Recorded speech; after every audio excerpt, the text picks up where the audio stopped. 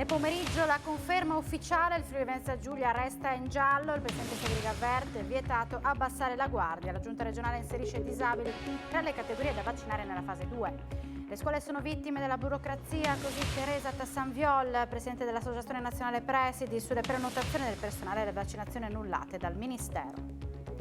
Altro assalto ad un distributore Conad con la ruspa, il terzo tentativo fallito a Porci e malviventi hanno riprovato ad Azzano X, danni per 50.000 euro, bottino da 1.500. Serve buonsenso da parte di tutti per poter lavorare e restare aperti. A Telefriuli parla lo chef 2 stelle Michelin, Matteo Metuglio, che si prepara a ripartire tra tante incognite. Il presidente regionale del CONI interviene sulla polemica Schweitzer. Conosco personalmente il suo allenatore che più di ogni altro si è battuto contro il doping, figuraccia del mondo dello sport, gli è costata 3 medaglie d'oro.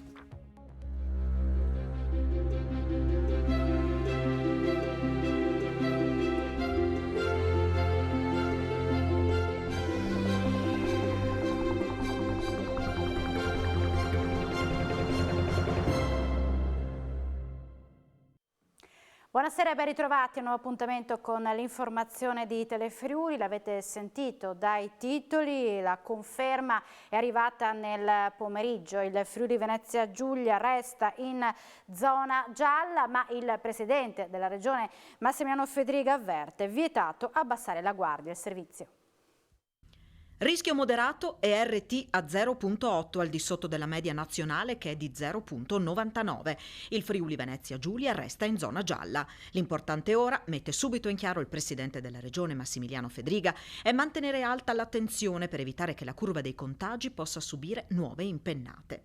Dopo le anticipazioni dei giorni scorsi, ma anche i dubbi rimasti fino a questa mattina, nel pomeriggio è arrivata l'ufficialità.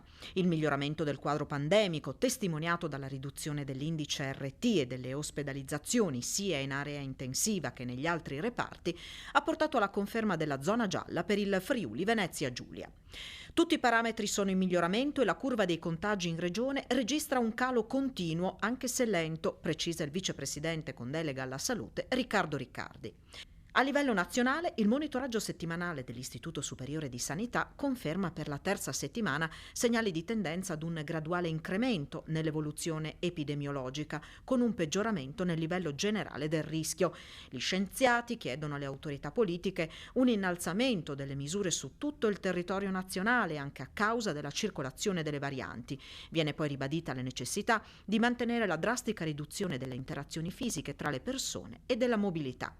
Il presidente dell'Istituto Superiore di Sanità, il friulano Silvio Brusaferro, ha fatto sapere che l'incidenza dei casi tra gli over 80 sta diminuendo per effetto della campagna vaccinale.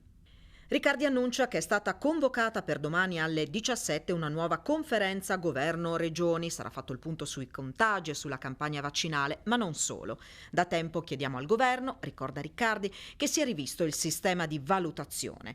Oggi sappiamo che il Friuli Venezia Giulia sarà giallo la prossima settimana sulla base di dati che arrivano fino a domenica scorsa. È una distanza temporale troppo elevata. Poi resta il tema della disponibilità delle dosi di vaccini. Tra sabato e domenica, intanto, Riccardi incontrerà i rappresentanti dei sindaci dei vari ambiti per verificare la disponibilità di spazi pubblici dove effettuare i vaccini. E resta ancora aperta la questione delle adesioni alle vaccinazioni per il personale della scuola, dopo che il Ministero dell'Istruzione ha di fatto annullato le 18.000 prenotazioni registrate tramite le segreterie degli istituti in regione. Una posizione che non sta né in cielo né in terra, commenta Riccardi, aggiungendo che si sta lavorando per trovare una soluzione. Anche questo tema potrebbe essere portato sul tavolo romano domani pomeriggio. E a proposito delle scuole, sono vittime di una situazione che si è creata a causa della burocrazia. Questa è l'opinione del presidente regionale dell'Associazione Nazionale Presidi, Teresa Tassanviol, in merito allo stop, alla raccolta delle adesioni per le vaccinazioni da parte degli istituti. Il pasticcio burocratico che ha causato lo stop della raccolta delle adesioni da parte degli istituti scolastici allarma i presidi del Friuli Venezia Giulia che da tempo si stavano adoperando per la raccolta dei nominativi, docenti, ATA e bidelli che volevano essere vaccinati, ma le indicazioni ministeriali hanno confermato che le scuole non possono raccogliere quei dati che vanno trasmessi su specifica piattaforma attraverso le aziende sanitarie. Purtroppo è una bella grana che ci saremmo come scuola risparmiati davvero volentieri, anche perché nella scuola, nel mondo del della scuola c'era molta attesa per questa campagna di vaccinazioni e la stragrande maggioranza del personale vi avrebbe aderito sicuramente con entusiasmo. Ci auguriamo che queste pastoie burocratiche possano essere rapidamente superate e si possa recuperare presto e bene il tempo perso. Tutto da rifare quindi quando pareva fossero imminenti le somministrazioni. Per i presidi, una volta risolta la questione, la priorità è quella di partire dagli asili. Sicuramente vanno tutelate innanzitutto le insegnanti, sono prevalentemente insegnanti donne della scuola dell'infanzia, perché ricordo che nella scuola dell'infanzia i bambini frequentano senza uso di mascherina, senza distanziamenti. Ricordo che in questi tempi si vanno diffondendo delle varianti che coinvolgono anche i bambini piccoli come soggetti che trasmettono la malattia, quindi c'è grande preoccupazione. I dati dei contagi di oggi nella nostra regione: su 5.957 tamponi molecolari sono stati rilevati 228 nuovi contagi con una percentuale di positività del 3,83%. Sono inoltre 2.436 test rapidi antigenici realizzati, dai quali sono stati rilevati 82 casi, 3,37%. I decessi registrati sono 11, a cui si aggiungono 2 decessi afferenti al mese di gennaio e 2 avvenuti tra il 9 e il 10 febbraio. I ricoveri nelle terapie intensive scendono a 56, così come si riducono quelli in altri reparti, 349. E la Regione Friuli Venezia Giulia ha stabilito di prevedere tra le categorie prioritarie da sottoporre a vaccinazione nella fase 2 le persone con disabilità accolte nei servizi residenziali e semiresidenziali. A deciderlo oggi la Giunta regionale, approvando un apposito provvedimento presentato dal vicegovernatore con delega alla salute Riccardo Riccardi. Il Ministero della Salute, spiega Riccardi, in un documento riguardante la priorità per l'attuazione della seconda fase del Piano Nazionale Vaccini Covid-19, ha emanato alcune raccomandazioni. Tra queste le indicazioni che identificano come prioritarie tra le categorie successive alla fase 1 quelle delle persone estremamente vulnerabili, inserendo i cittadini affetti da specifiche patologie valutate come particolarmente critiche. Secondo Riccardi, la gran parte delle persone con disabilità accolte nei servizi residenziali e semiresidenziali della Regione presentano importanti problematiche sanitarie e con morbidità riferibili anche alle patologie richiamate dal documento nazionale. Per tutti questi motivi, conclude Riccardi, abbiamo deciso di inserire le persone con disabilità tra coloro alle quali inoculare il vaccino già a partire dalla fase 2. E siamo alle notizie di cronaca. Un'ultima ora, versano in gravissime condizioni 2 motociclisti rimasti coinvolti in un incidente stradale alle 18 di oggi nella galleria tra Braulins e Bordano. Per causa in corso di accertamento da parte dei carabinieri della stazione di Gemona, del Friuli e di Buia, intervenuti per rilievi e viabilità, sono scontrati una moto e un'auto. Nell'impatto i 2 centauri sono rovinati sull'asfalto, uno dei 2 è stato rianimato sul posto ed è in fin di vita, gravissimo anche l'altro centauro intubato. Ferito, ma in maniera lieve, il conducente dell'auto, sul posto i vigili del fuoco di Gemona del Friuli. Un camionista di 66 anni, cittadino croato, è morto colpito da un infarto intorno a mezzogiorno di oggi nel piazzale dello stabilimento Fantoni di Rivolo di Osopo. Aveva raggiunto la fabbrica per scaricare legname quando ha accusato un malore. Ad accorgersi del suo corpo riverso sul volante è stato un collega. Immediati i soccorsi anche con il defibrillatore messo a disposizione dall'azienda, ma non sono serviti. Una donna di 65 anni di Cividale è stata trovata senza vita nella sua abitazione nella prima serata di ieri intorno alle 21. A trovare l'esamine è stata la sorella, che ha chiamato aiuto insieme al marito della deceduta. Inutili soccorsi a stroncare la sua vita un malore che non le ha permesso di chiedere aiuto. Altro assalto al distributore Conad con la ruspa. Dopo il tentativo fallito a Porcia, i malviventi ci hanno riprovato nella notte ad Azzano Decimo. Il titolare racconta: rubati circa 1.500 euro, ma danni per oltre 50.000. La banda della Ruspa colpisce ancora. Dopo l'assalto, martedì notte, al distributore Conad di Porcia, non andato a buon fine grazie all'intervento di una pattuglia della polizia, i malviventi ci hanno riprovato la scorsa notte, nell'impianto della stessa catena di Azzano X. Stavolta, a differenza di 2 notti fa, il colpo è andato a buon fine. Stesso modus operandi. Sono andati a prelevare un Caterpillar in un'azienda qui vicino e con questo sono entrati nell'area del distributore e hanno divelto le 3 colonnine dei pagamenti per il self-service, sia bancomat che carte di credito che contante. Le hanno praticamente sradicate da terra e poi probabilmente le hanno caricate su un camioncino. All'arrivo dei carabinieri sul posto di loro non c'era più traccia, ingenti i danni ben superiori al denaro rubato. Stimiamo che all'interno delle colonnine ci fossero al massimo 1.500 euro di contante, non di più. Il danno è ingente perché queste sono attrezzature molto costose, probabilmente parliamo di 50-60 mila euro di danno. Molto probabilmente si tratta della stessa banda che ha colpito a Porcia, visto che dopo il colpo fallito i ladri erano riusciti a scappare, prima a piedi, poi su un'auto rubata e di nuovo a piedi dopo essere stati fermati dai carabinieri a San Vito al Tagliamento. Nel caso di Azzano sono spariti con la refurtiva. Polizia e carabinieri stanno indagando per cercare di rintracciare i componenti della banda. Al culmine di un litigio per questioni di natura commerciale, un artigiano di 47 anni ieri mattina ha minacciato con una mazza da baseball il titolare di un'azienda di Basigliano. Per questo motivo è stato denunciato a piede libero dai carabinieri di Campoformido per ipotesi di reato di minaccia. La mazza da baseball invece è stata posta sotto sequestro. Le indagini sono state dirette dalla Procura della Repubblica di Udine. Ha maltrattato la sua famiglia per 6 lunghi anni, per questo motivo un cittadino albanese di 33 anni residente a Udine è stato condotto alla casa circondariale di Udine dai militari dell'Arma che hanno dato esecuzione ieri a un ordine di carcerazione emesso dalla Procura di Cremona. L'uomo condannato dal Tribunale Lombardo dovrà scontare una pena di 5 anni di reclusione.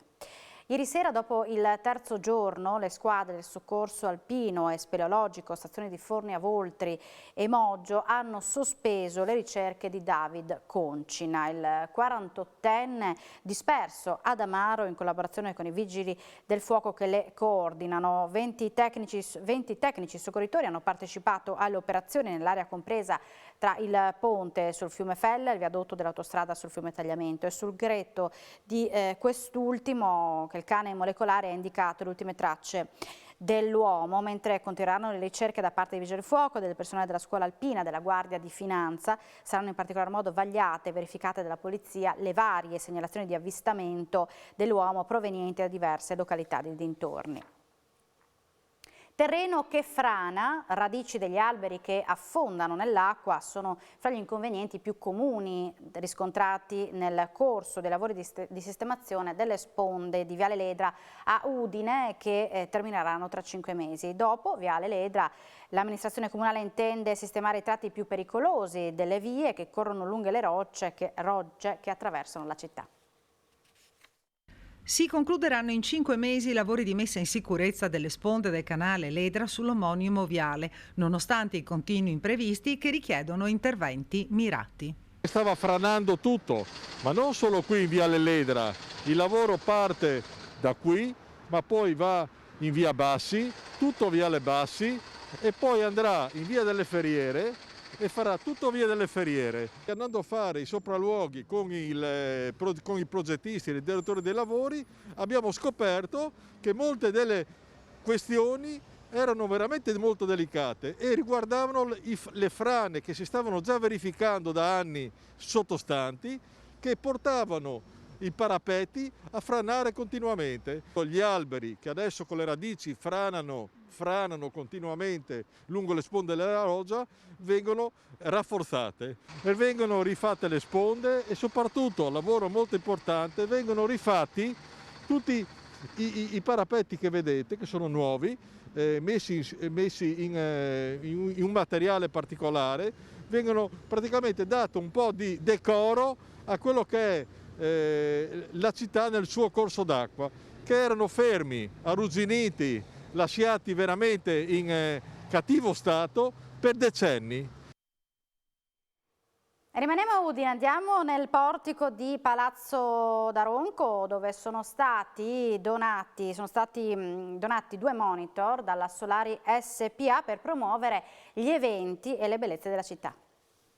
La Solari SPA ha donato 2 monitor al comune di Udine, sono stati posizionati nel portico di Palazzo d'Aronco e permetteranno di promuovere i grandi eventi e gli angoli più belli della città. E farla conoscere a tantissime persone, ma cominciando proprio dagli udinesi, perché forse non tutti sono coscienti delle bellezze che abbiamo in città, soprattutto all'interno delle chiese, dei musei, luoghi dove grandi artisti hanno lasciato delle tracce, o meglio delle grandi opere che meritano di essere viste. Allora questi 2 schermi danno la possibilità, stimolano in pratica la curiosità e la voglia di andare a vedere dal vero questi luoghi che qui sono illustrati a livello di video. Riteniamo di poter mettere anche delle informazioni su questi schermi qua, insomma, quindi a seconda di quelli che saranno gli eventi più ravvicinati, più importanti, vedremo come modulare in modo tale da dare tutte le informazioni possibili ai cittadini e soprattutto ai turisti, augurandoci appunto che al più presto si possano riaprire i confini e ci possa essere possibilità di fare promozione della città di Udine. La Solari SPA, nel nome del presidente Massimo Paniccia, è molto legata alla città di Udine ed è evidente l'attaccamento al territorio, commenta così Katia Beredeon, marketing manager dell'azienda udinese, ed è stato così un piacere rinnovare questo connubio con la città. Possiamo dire con orgoglio friulano che noi siamo ripartiti con la produzione ad Ovaro, ma dobbiamo recuperare il mese e mezzo di fermo facendo 3 turni. A dirlo la marketing manager della Solare SPA, Katia Bradeon, dopo il crollo del tetto sommerso dalle abbondanti nevicate nello stabilimento di Prato Carnico, un evento eccezionale che non si verificava dal 1972. È ripartita in meno di un mese l'attività della Solari SPA dopo il crollo della copertura che si è verificato il 3 gennaio nello stabilimento di Prato Carnico, quando il tetto dell'immobile ha ceduto a causa delle abbondanti nevicate. Un evento eccezionale, dal 1972 non si verificava, evidenzia Katia Bradeon, marketing manager dell'azienda. Posso dire con orgoglio friulano, ecco, come in molte occasioni abbiamo saputo dimostrare, che noi siamo già ripartiti, evidentemente non ancora nella parte di stabilimento a Pesaris, ma in uno stabilimento limitrofo a Ovaro, e siamo ripartiti con la produzione. È chiaro che dobbiamo recuperare, stiamo facendo 3 turni per recuperare il mese e mezzo di fermo. L'importante è ripartire, e questo che periodo è, anche considerando appunto l'emergenza Covid? E per un'azienda che va anche molto in giro per il mondo e all'estero, voi vi immaginate anche la difficoltà sia di poter parlare con i clienti, poterli visitare al di là di tutte le nuove tecnologie di cui noi siamo anche promotori, però il contatto umano è assolutamente indispensabile. L'azienda è una bellissima azienda, nota in tutto il mondo, e noi andiamo avanti a lavorare come abbiamo fatto per Pesaris e come abbiamo sempre fatto. Andiamo a Pordenone, svolta green per i mezzi dell'ATAP, con una variazione di bilancio da 5 milioni di euro il Comune ha liberato le risorse per oltre una decina di nuovi mezzi ecologici. Con una variazione di bilancio approvata dalla Giunta su proposta del sindaco Ciriani e dell'assessore Burgni, il comune di Pordenone ha liberato risorse per oltre 5 milioni di euro. Più di 4 milioni di euro permetteranno di sostituire i mezzi ATAP con nuovi bus ecologici, mentre altri 884 mila euro finanzieranno la progettazione della casa di riposo che verrà realizzata a Villanova. Tra maggiori entrate e spese, la manovra prevede anche altre operazioni. Le principali riguardano i 170.000 euro per la copertura della palestra di Borgomeduna, 75.000 euro per rifare completamente la passerella pedonale del Parco del Castello di Torre, 50.000 per sistemare il parcheggio vicino al Parco San Carlo e 25.000 da parte della Fondazione Locatelli per il cofinanziamento della manutenzione del Parco di San Valentino. La parte del Leone, come detto, la fanno i 4,2 milioni di fondi ministeriali intercettati per finanziare l'acquisto dei bus ecologici urbani dai 12 ai 14 nuovi veicoli. Ora si dovrà fare la gara, ha spiegato il sindaco Alessandro Ciriani, sarà un rinnovo profondo del parco mezzi con una notevole ricaduta ecologica positiva sulla città. In merito ai fondi per la casa di riposo, ottenuti dalla Regione, serviranno a finanziare la progettazione definitiva ed esecutiva della nuova struttura. Alla fine dell'anno prossimo, salvo imprevisti, si potranno appaltare i lavori. Serve buon senso da parte di tutti per poter lavorare e restare aperti. Lo chef 2 stelle Michelin Matteo Metuglio la prossima settimana dovrebbe aprire il ristorante, tante le incognite a causa dell'incertezza sui colori, ma rimane l'appello a prestare la massima attenzione. L'anno 2020 che sta scollinando purtroppo anche un po' sul 2021 è stato un anno veramente disastroso, però sono sicuro che con la primavera e maggio, anche augurandoci che la campagna vaccinale vada per il meglio, ripartiremo più forti di prima, anche perché immagino che la gente abbia voglia di viaggiare e di sedersi alle nostre tavole, quindi sono convinto che ci sarà futuro, ecco. Ha conquistato la seconda stella Michelin pochi mesi fa e cerca di guardare con ottimismo al futuro lo chef Matteo Metuglio dell'Harris Piccolo Ristorante di Trieste. Il prossimo weekend si dovrebbe ripartire, colori permettendo, al termine di alcuni lavori di miglioramento anche del ristorante. Ristoratori e bar rientrano nella stessa categoria, anche se con target diversi, in particolare per gli stellati. Le richieste dalla seconda ondata sono sempre le stesse. Dateci anche regole rigidissime, ma lasciateci lavorare. Ci deve essere la volontà e la bravura da parte di tutti di rispettare le norme in maniera tale che si possa lavorare. Soprattutto fuori dai ristoranti, perché più la gente è lì già fuori, più possibilità voi avete di restare aperti. Sì, chiaramente c'è bisogno di buon senso da parte di tutti, chiaramente. Però tutte le attività hanno bisogno di ripartire, bisogna farlo con testa. C'è l'augurio che comunque la stagione calda che sta per arrivare ci aiuti con i contagi e forza. È stato presentato oggi dalla Fondazione Friuli il bando Istruzione 2021 rivolto a sostenere le scuole di tutta la regione. Per far fronte al momento particolarmente difficile, il bando apre anche al sostegno ai progetti di contrasto al disagio emotivo tra i minori e tra i membri del personale scolastico. 600.000 euro a favore di progetti interdisciplinari, innovazione tecnologica, potenziamento dell'attività sportiva e per la prima volta per iniziative di contrasto del disagio emotivo tra studenti, personale scolastico e famiglie. Sono questi i capitoli del bando Istruzione 2021 presentato dalla Fondazione Friuli. Ringraziamo tutti gli insegnanti e dirigenti che stanno portando avanti il proprio compito in una situazione inimmaginabile a causa della pandemia, ha commentato il presidente della Fondazione Friuli Giuseppe Morandini. Il Covid ha avuto un impatto pesantissimo su una scuola che già viveva una situazione complessa. La sospensione delle lezioni in presenza e la rivoluzione della DAD, prosegue Morandini, hanno manifestato da una parte la carenza di dotazioni tecnologiche e dall'altra l'aumento delle forme di disagio tra i minori. Le domande dovranno essere presentate entro il 22 marzo e proprio l'unione di intenti tra fondazioni private e pubblico è stata al centro del ringraziamento che l'assessore regionale di istruzione Alessia Rosolen ha fatto alla Fondazione Friuli. Credo che abbiamo messo insieme tutto quello che in questo momento avevamo a nostra disposizione, immaginando anche nella legge sull'istruzione questo raccordo costante con le fondazioni che ci permetta in qualche modo di far essere quasi complementari il nostro bando dell'offerta triennale dell'offerta formativa con quelle che sono le azioni che la Fondazione Friuli, e mi auguro in sinergia e seguendo il buon esempio anche le altre 2 fondazioni presenti sul territorio della nostra regione, possono fare. E abbiamo un aggiornamento di cronaca in riferimento alla notizia sull'incidente, 2 motociclisti rimasti coinvolti nell'incidente stradale di oggi nella galleria tra Brolinse e Bordano. È deceduto il centauro 19enne, l'altro 22enne è gravissimo. Avremo modo di riaggiornarvi anche nel nostro sito telefriuli.it.